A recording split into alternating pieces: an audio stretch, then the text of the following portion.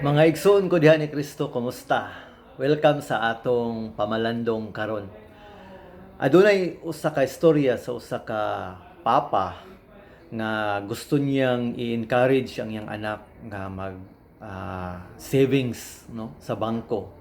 So sa kadlaw, iyang giingnan ang iyang anak nga kung pila ang imong i-deposit sa imong account sa bangko, akong doblihon, akong i-times 2. Pero ang ilahang sabot mao ni bawal i-withdraw ang maong kantidad.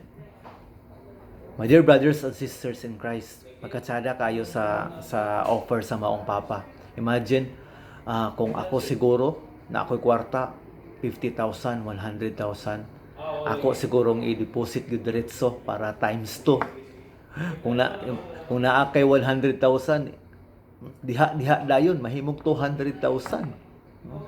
Pagkatsada, pagkanindot yung kayo ang maong offer sa maong papa. Maigsoon ako ning gisgutan tungod kay kung ang maong amahan nag-offer siya og dublihon ang gihatag sa iyahang anak, no, ang i-deposit sa iyang anak, iyang dublihon. I think, brothers sisters in Christ, kung ang God the Father ang muhatag, dili lang siguro kay doble, triple, or pila pa, kung dili piloon pa na, no, kadaghan. Because I believe nga ang Diyos Amahan mas mahigugmaon pa sa kinsang amahan na nga naa diri sa kalibutan. No, akong nadumduman ang sulat ni Lucas, no, chapter 6 verse 38. Nag-ingon siya dinhi, panghatag kamo sa inyong isigkataw ug kamo hatagan. Madawat ninyo ang hustong takos ug sobra pagani nga mag-awas kini. Ang sudlanan nga inyong gamiton alang sa uban, mausab ang gamiton alang kaninyo. Maigsoon, kung gusto kang makadawat og mas daghan pa, kinahanglan mohatag tag mas daghan pa.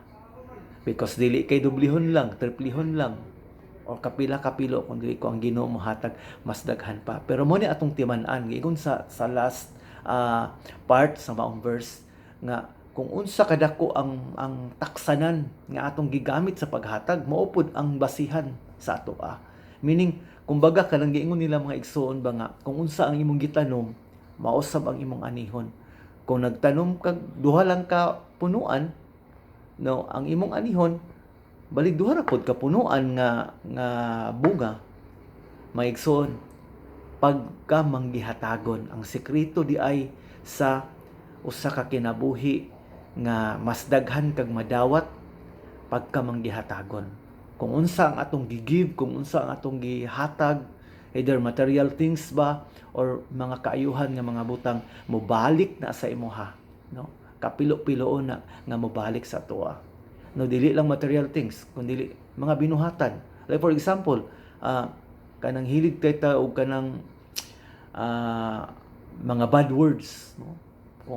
Kung kanunay ang mogawas sa atong baba, atong ipagawas kada adlaw, mobalik na sa tuwa.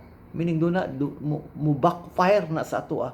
Kung nanunglo kag tao, mo backfire na sa atoa pila ka pilo. Sumuni ang atong bantayan may igsoon. Pero diha sa pagkamanggihatagon, na diha ang mga blessings. So sa imong kinabuhi karon igsoon, sa imong kahimtang karon, wala may sayon sigurong kahimtang ron tungod nining pandemic nga atong na atubang. Pero taliwala sa imong kalisdanan, nihatag ka, mitabang ka, dobli-dobliho na sa Ginoo ug ibalik sa imuha.